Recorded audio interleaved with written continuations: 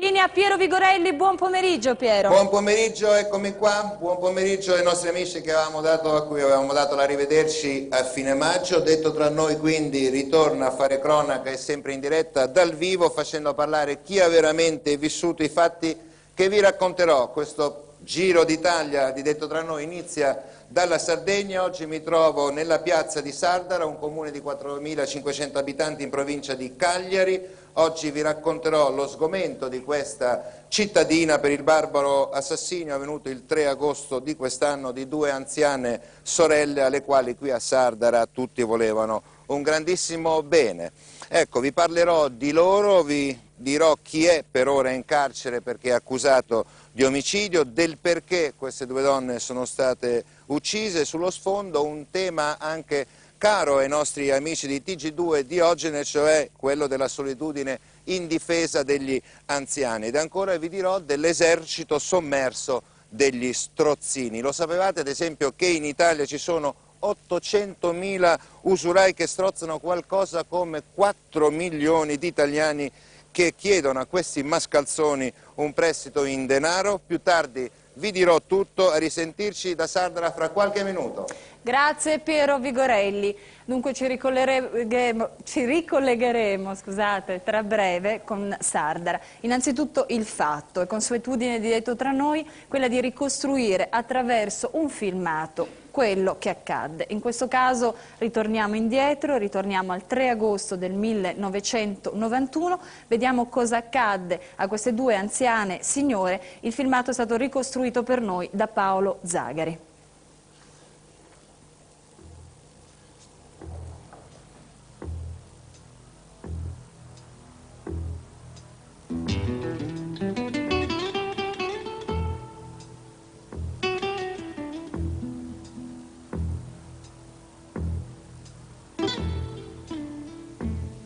Cosa cercherà mai questo ragazzo nella casa di quelle due anziane sorelle? Loro sono tranquille e un po' più serene perché rientravano a casa dopo essere state per qualche giorno a Porto Torres da un'altra sorella che si era ammalata.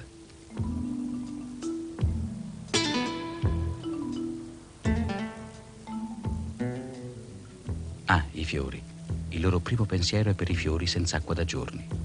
E l'innaffiatoio è nel ripostiglio. Bisogna andare a cercarlo.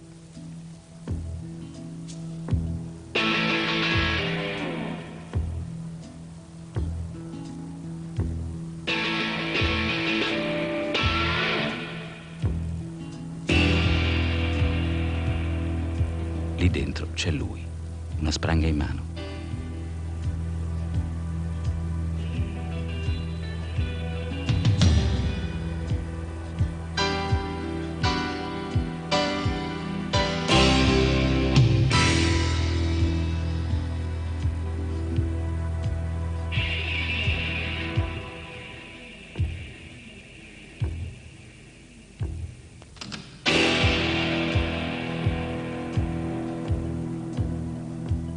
Un nome, Cristiano, un ragazzo che le due anziane sorelle conoscevano bene.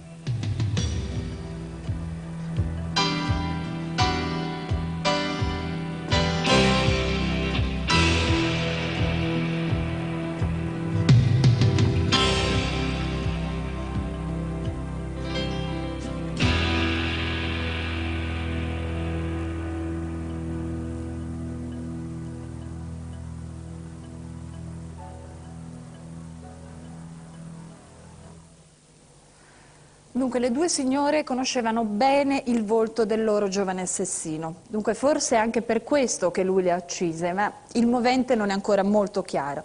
Chi è l'assassino? Beh, cerchiamo anche di capire, di mettere a fuoco la figura delle due anziane signore. Dunque, questi interrogativi li passiamo a Piero Vigorelli e ai testimoni che sono in sua compagnia in collegamento. Piero.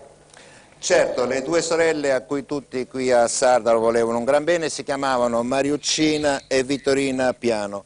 Mariuccina aveva 84 anni e forse una buona metà della gente di Sardara, qui ce n'è qualcuno qui in piazza, aveva imparato da lei a leggere e a scrivere perché era un insegnante elementare. Poi quando è andata in pensione Mariuccina Piano aveva proseguito la sua attività a favore del prossimo all'Azione Cattolica di Sardara e come insegnante di catechismo alla parrocchia dell'Assunta. Invece Vittorina Piano, che aveva 81 anni, esprimeva il suo impegno sociale soprattutto con la Coldiretti. Entrambe, Mariuccina e Vittorina, erano un esempio di quel lavoro straordinario che fanno i tanti volontari in Italia. Hanno vissuto sempre a stretto contatto con la gente, davano assistenza gratuita agli anziani, erano amate e rispettate dalla gente di Sardara, qui tutte le chiamavano le signorine. Ora, chi è stato e perché le ha uccise, se veramente è stato quel cristiano che oggi è rinchiuso in carcere, lo vedremo più tardi, perché adesso cerchiamo invece di capire meglio quando e come sono state uccise, con una spranga e poi finite a pugni e calci con inaudita e improvvisa violenza quel sabato 3 agosto scorso. Quindi ritorniamo agli inizi di agosto di quest'anno. Vorrei vicino a me Giampaolo Pusceddu, buon pomeriggio, sei un giornalista dell'Unione Sarda. Mariuccina e Vittorina Piano a fine luglio, quindi so che prendono la corriera, vanno a Porto Torres per trovare una loro sorella che si chiama Nunziata, 87 anni, perché questa sorella era un po' ammalata, mi pare. Sì, è il pomeriggio del sabato 3 agosto, verso le 17:30 rientrano a Sardara. Quanti giorni erano stati là? Ma dovrebbe essere 3 o 4 giorni, non di più. Ho capito. E cosa è successo quando sono tornate? Beh, almeno da quello che è stata la ricostruzione fatta dagli inquirenti, e queste due donne appena sono rientrate a casa si sono preoccupati di innaffiare i fiori, che certamente col caldo dell'estate erano un po' assecchiti. E una delle due sorelle, Mariuccia, è entrata in questa legnaia dove tenevano anche l'innaffiatoio, e qui ha incontrato il suo assassino. Ma avevano visto i parenti quando sono ritornati No, da Sardara? si sono sentiti telefonicamente, hanno telefonato a una nipote che hanno comunicato che erano rientrati, che erano stanche, però non era il caso di andare a messa come facevano ogni sabato con i nipoti.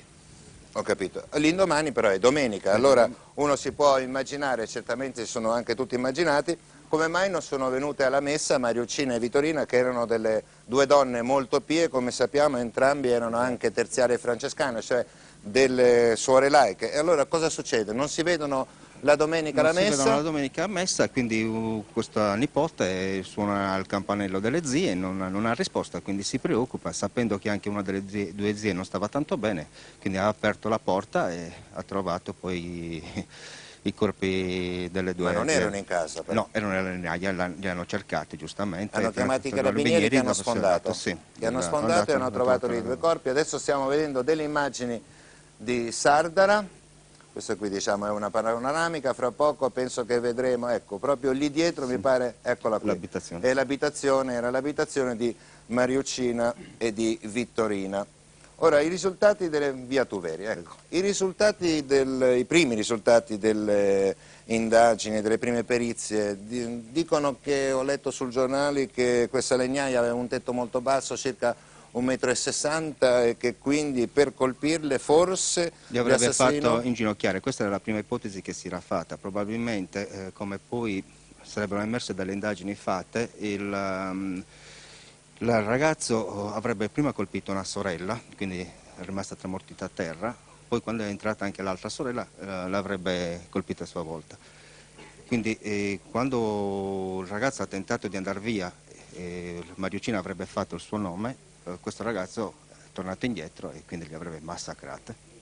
Ho capito. Cerchiamo adesso di saperne di più, se una delle telecamere mi può un attimo seguire di là, per sapere un po' di più delle due signorine, chi erano, come le avevano conosciute. Per esempio io so che il vigile urbano era stato un alunno delle due signorine, di Mariuccina. Sì, di Mariuccina. Sono stato un alunno dalla quarta alla quinta elementare. E come Ho un buon ricordo, un ricordo buono perché era come una mamma, diciamo, una brava signora. Era un po' la mamma di qua, tutta Sardara. Sì, Chi altro tutti, conosceva qui le due signorine? Lei per esempio? Io le conoscevo molto bene. No, basta pensare tutte le autorità che c'erano al funerale, e per quello che... C'era anche tutto il paese, immagino. Il paese, anche tutte le autorità c'erano. C'era il vescovo, poi c'era quello della regione, l'onorevole Florisi, e molte. Ho capito. alla messa più di 20 preti. Cioè... Erano amate, erano due signorine. Dappertutto. La ringrazio, erano due signorine molto amate. Vorrei adesso però ritornare un attimo. Ah no, qui c'è il sindaco. Sindaco, lei per esempio le conosceva bene, no? Immagino. Ma le conoscevo io, le conosceva tutto il paese, non soltanto perché signorina Mariucina ha insegnato per 40 anni e ha insegnato a leggere e a scrivere, oltre a metà paese, ma c'eravamo quasi, ma soprattutto erano conosciute anche per quello che hanno continuato a fare dopo, l'impegno sociale che hanno sempre avuto. Ecco, secondo lei qualcuno poteva voler male a loro? E come si fa a voler male a due persone come queste? Ho capito, assolutamente no, praticamente si può dire, nessuno in realtà poteva voler male alle due signorine, e questo qui però vi devo dire è il primo rompicapo degli inquirenti, perché questo no è un no che pesa, perché chi poteva aver voluto così tanto male alle due signorine che avevano fatto solo del bene qua a Sardara? Quindi, Pusceddu, mi pare, gli inquirenti seguono varie piste a 360 gradi, per esempio. Prima di tutto si parlò allora di tossicodipendenti in stato di astinenza che così per necessità di procurarsi la loro dose avrebbero ucciso le due sorelle. Si parlò anche di problemi di eredità. Si parlò anche di un furto normale, ecco, senza nessuna... Per esempio rapina? No, la rapina fu esclusa subito perché non fu trovato niente fuori posto, ma addirittura tutto era lindo, come le due sorelle avevano lasciato la casa prima di partire. Sì, e poi so che c'avevano ancora addosso una catenina. Sì, catenina, sì, tutti questi oggetti personali, non era era scomparso niente, quindi fu escluso a priori il furto. Quindi non è stato un tossicodipendente, non è stato una persona che voleva rapinare, non è stata una questione di eredità, non è stata nemmeno, bisogna dirlo, si è provato anche su questa strada, una vendetta, perché queste due anziane sorelle erano l'equivalente della bontà, quindi un mistero, un vero giallo per una cittadina che in fondo è molto tranquilla come Sardara, dove gli episodi di violenza si contano veramente sulle dita della mano. Pensate che ci sono stati negli ultimi 10 anni 5 delitti, tutti impuniti, ma tutti di stampo barbaricino, 5 in 10 anni. Ma a fine settembre però, dopo 54 giorni dal duplice omicidio, i carabinieri arrestano un giovane di Sardara, Cristiano Melis, 22 anni, considerato un bravo ragazzo, il ragazzo della porta accanto. Sapevo che mi avreste trovato, vi aspettavo, questa è una liberazione. Ho letto sui giornali che Cristiano Melis avrebbe raccontato. Ora, è lui l'assassino delle signorine Piano, e perché le avrebbe uccise? Qual era il movente, se ce n'era uno? Paolo Zagari, uno dei registi di Detto tra noi, ha ricostruito in questo filmato la prima ipotesi, il primo possibile movente indicato dagli inquirenti e riportato dai quotidiani sardi. Attenzione, perché adesso entriamo in un mondo segreto e pericolosissimo che purtroppo dilaga in Italia. Ne parleremo dopo il filmato che adesso vedremo insieme.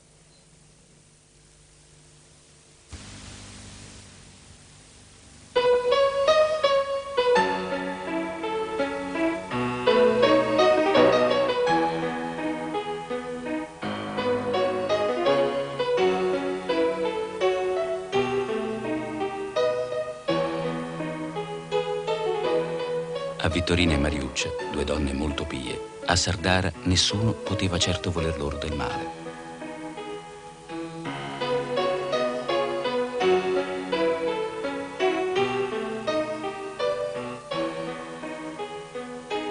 Non l'aveva pensato neanche Cristiano, che in paese aveva deciso di mettere su una macelleria per fare un lavoro onesto.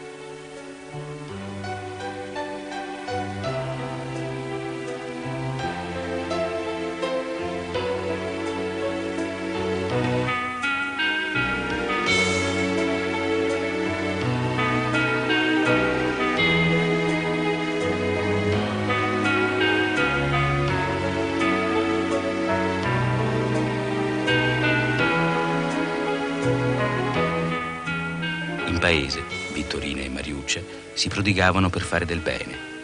Cristiano, invece, era sempre alla disperata ricerca di soldi. Aveva contratto parecchi debiti e tanti debiti chiamano nuovi debiti.